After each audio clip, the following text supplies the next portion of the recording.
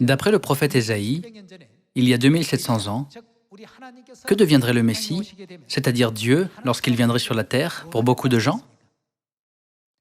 Il a dit, il serait un filet et un piège. Il serait une pierre d'épreuve. Alors, apparaîtrait-il devant nos yeux sur cette terre de telle manière que nous pourrions facilement le reconnaître d'un coup d'œil? Voyons Ésaïe chapitre 8, verset 13.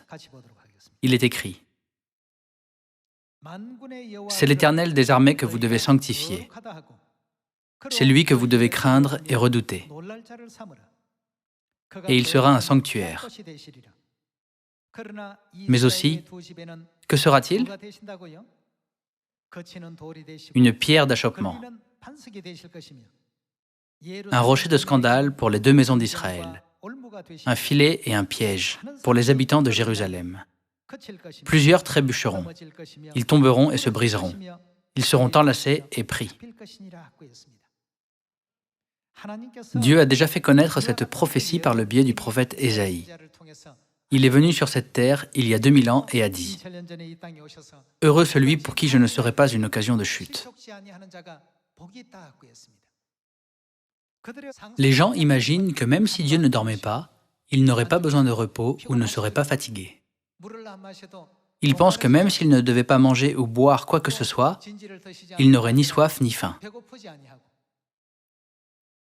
Alors, pourquoi Dieu viendrait-il sur cette terre en chair? Dieu est venu sur cette terre dans la même chair que la nôtre.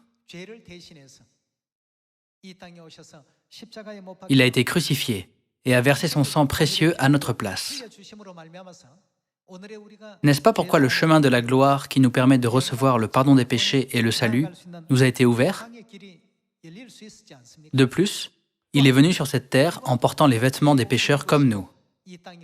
Il a montré l'exemple comme s'il nous disait « Même ceux qui ont péché dans le ciel peuvent venir au royaume des cieux où j'habite, s'ils suivent mon exemple. » N'est-ce pas pourquoi Dieu n'a pas ordonné aux anges de faire ceci ou cela, mais qu'il est venu lui-même sur cette terre en chair pour être la victime expiatoire? Malgré ce fait, de nombreux gens qui prétendaient croire en Dieu ont rejeté Dieu qui est venu en chair, parce qu'ils n'ont pas compris la raison et le but de la venue de Dieu sur la terre. Le point de vue et les perceptions de ceux qui prétendaient croire en Dieu étaient erronés.